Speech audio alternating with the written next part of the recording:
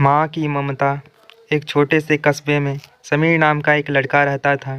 बचपन में ही पिता की मृत्यु हो जाने के कारण परिवार की आर्थिक स्थिति बड़ी दयनीय थी। समीर की माँ कुछ पढ़ी लिखी जरूर थी, लेकिन उतनी पढ़ाई से नौकरी कहाँ मिलने वाली थी। सो घर घर बर्तन मांजकर और सिलाई बुनाई का काम करके किसी तरह अपने बच्चे को पढ़ा लिखा रही थी। समीर स्वभाव से थोड़ा शर्मीला था और अक्सर चुपचाप बैठा रहता था। एक दिन जब वो स्कूल से लौटा तो उसके हाथ में एक लिफाफा था। उसने माँ को लिफाफा पकड़ाते हुए कहा, माँ, मास्टर साहब ने तुम्हारे लिए ये चिट्ठी भेजी है, जरा देखो तो इसमें क्या लिखा है। माँ ने मन ही मन चिट्ठी पढ़ी और मुस्कुराकर बोली, बेटा, इसमें लिखा है कि आपका बेटा काफ़ी होशियार है।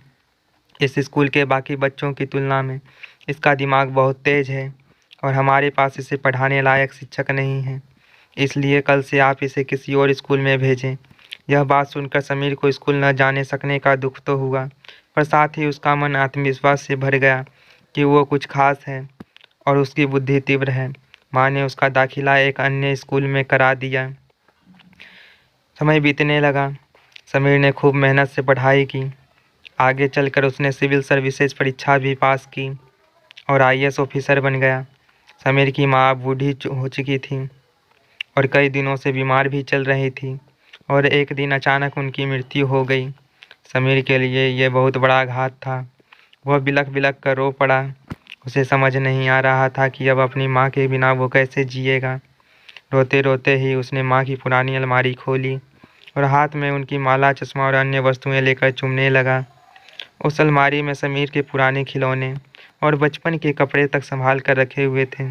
समीर एक एक कर सारी चीज़ें निकालने लगा और तभी उसकी नज़र एक पुरानी चिट्ठी पर पड़ी।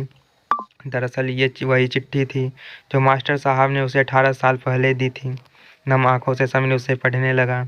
आदरणीय अभिभावक, आपको बताते हुए हमें अफसोस हो रहा है कि आपका बेटा समीर पढ़ाई में बेहद कमज़ोर है और खेल कूद में भी भाग नहीं लेता है।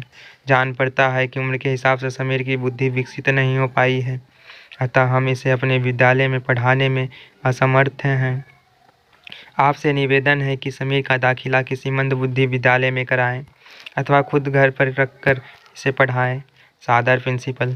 समीर जानता था कि भले अब उसकी माँ उस दुनिया में नहीं रही, पर वो जहाँ भी रहें उनकी ममता, उनका आशीर्वाद सदा उस पर बना रहेगा। शिक्षा माँ से बढ़कर त्याग और तपस्या के मूर्त भला और कौन हो सकता है।